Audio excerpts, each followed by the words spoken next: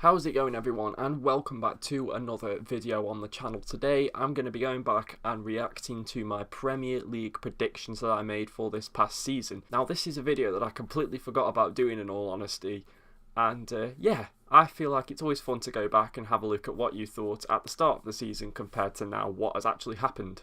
So I suppose let's get on with it, and let's start off with the bottom three. So here we go, starting with the bottom three, and I had Southampton, Cardiff and Newcastle to go down.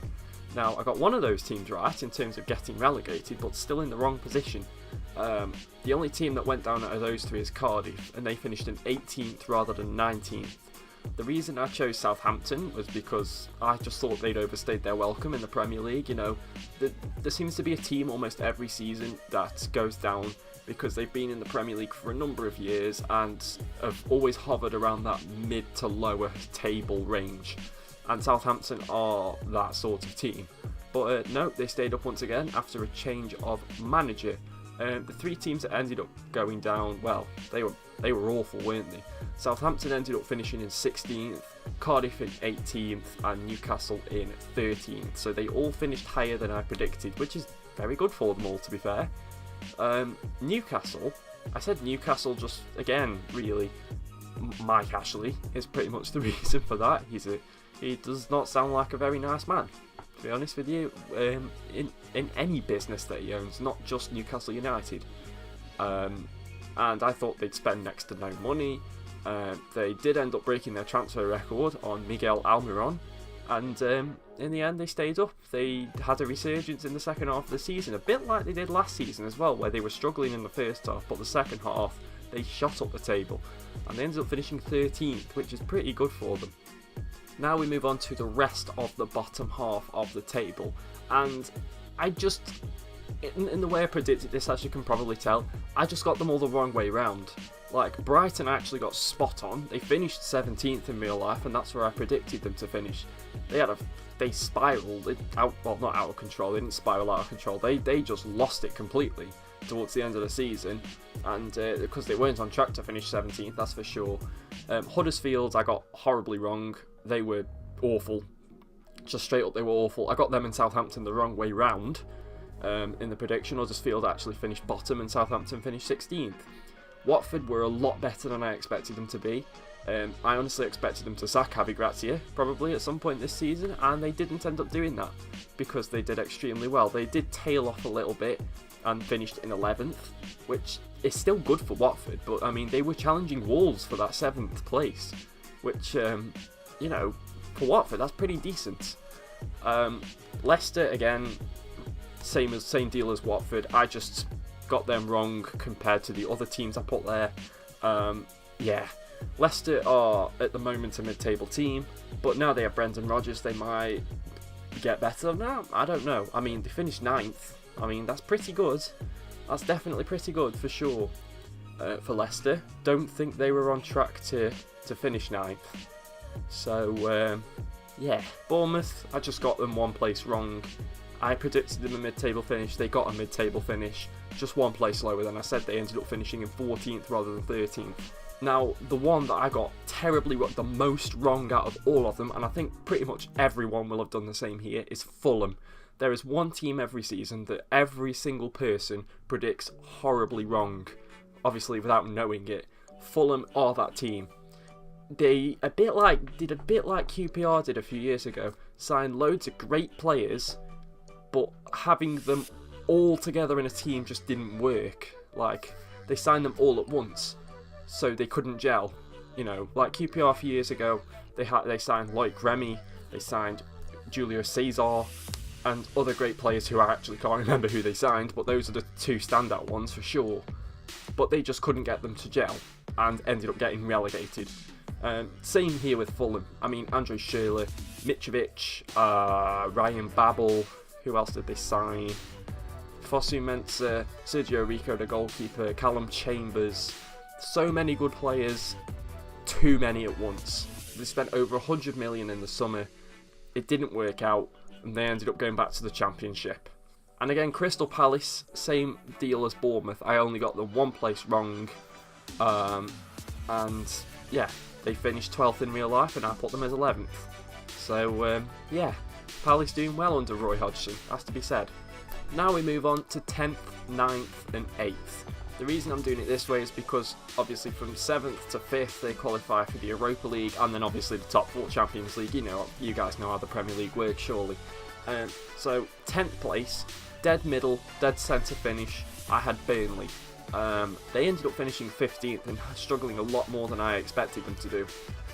In the end, they pulled away from the relegation battle and weren't really properly part of it from the new year onwards. I expected them to have another solid season, just not quite as solid because teams like Wolves and Everton had improved, and also West Ham as well, of course, as you can see. But they ended up finishing 15th, so I got them quite wrong, has to be said. But in the end, they did end up becoming a pretty solid team again, just not throughout the whole season, and that's probably why they finished where they did. West Ham, again, same as Palace and Bournemouth, just one place off. They finished 10th, I put them in 9th. Again, start of the season, they really struggled, didn't they, West Ham? Didn't they lose their first 4 games or something like that? Obviously, Pellegrini came in, and I thought he would steady the ship, sort of, because last season, they had a funny old season last season, did West Ham. Signed some decent players, can't really remember who they were, in all honesty, but yeah, West Ham in it, you never know what you're going to get with them. They're either going to have a solid season or they're going to struggle. I think that's what West Ham are like. You never know. But they had a good solid season. I think they will again next season probably as well. Hopefully for them getting some more players in who are of decent Premier League quality. And now Wolves. I put them in 8th. They finished in 7th. I was going to put them in 7th, however, decided against that because I thought surely they're not going to do that. Having just come up from the Championship, I know they had a great team, but I just thought that 7th was just one stretch too far. But not in the end, no, it wasn't. Wolves have qualified for the Europa League.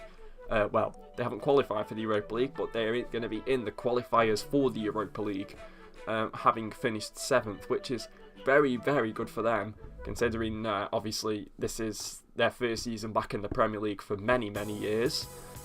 They've been in League One. They were in League One since they were last in the Premier League. So, I mean, it's been a pretty solid rise for Wolves.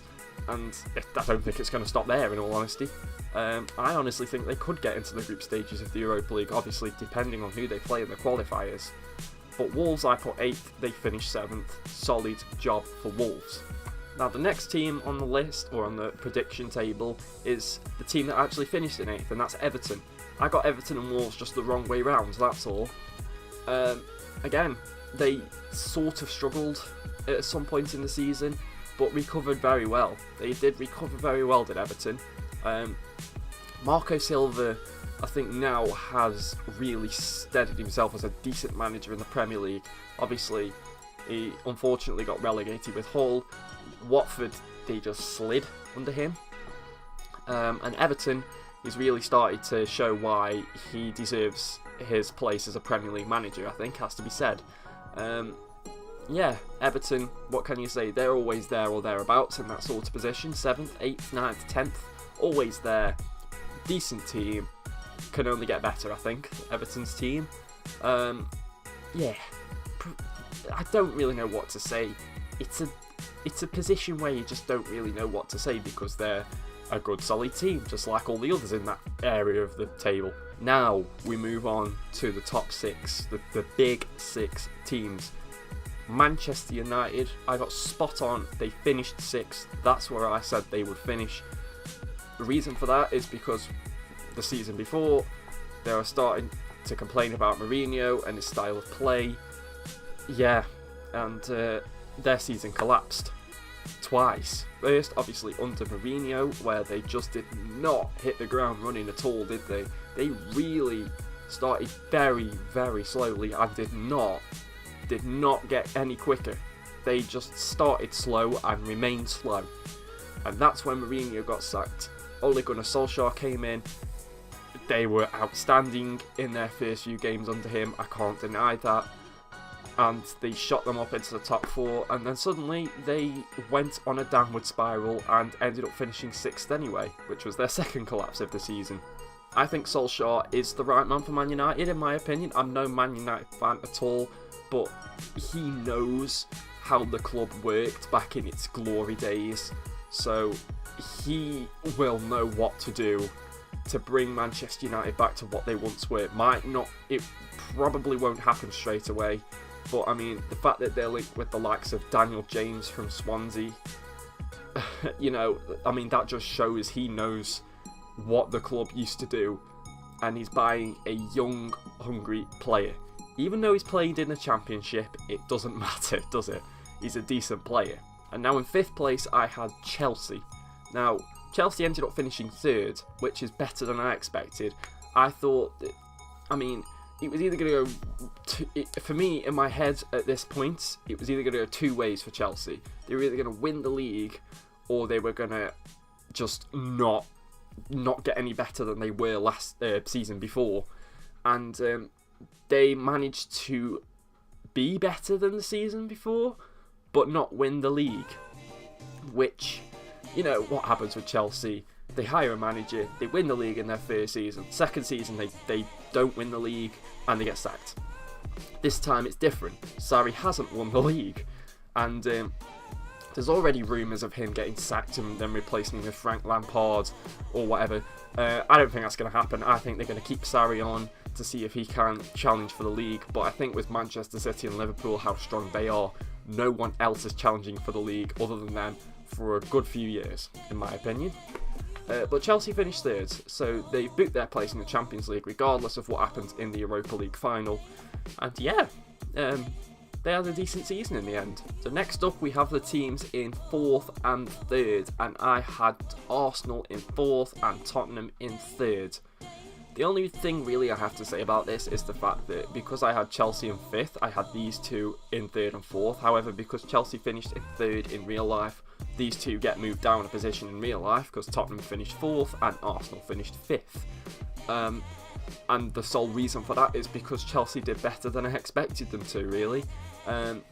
I thought Arsenal would improve under Emery, and they did, to an extent. They only finished 1 position higher than the season before, but they played some better football, for sure.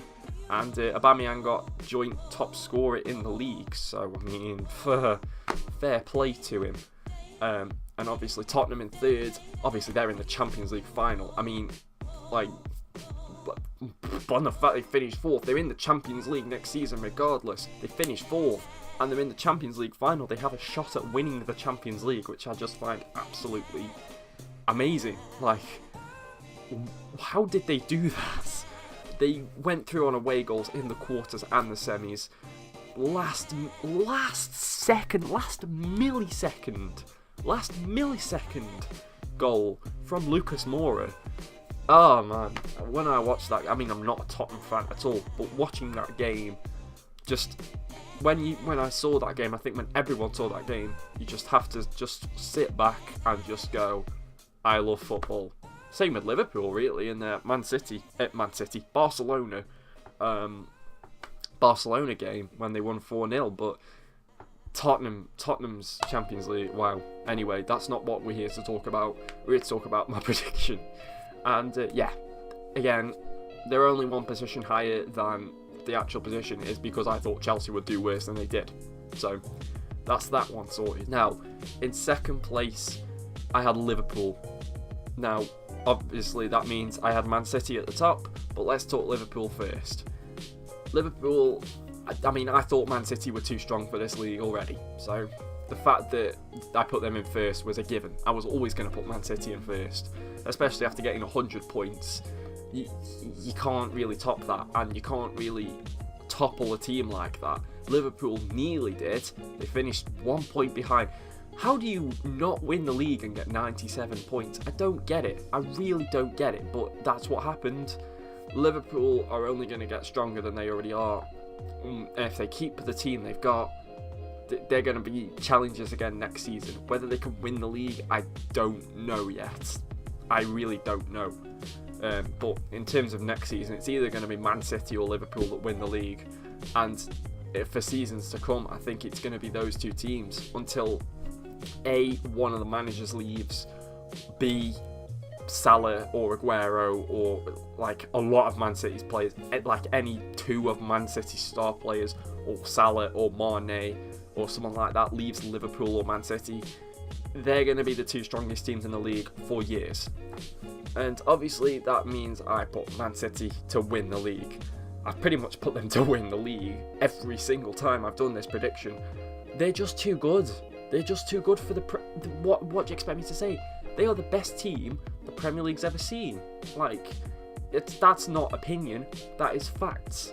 That in 2 seasons, they've got 198 points. Like, how can you do that to such a competitive league where anyone can beat anyone? I don't know how they've done it. I really don't. But I suppose Pep, innit? It's just Pep. Pep Guardiola working his magic once again.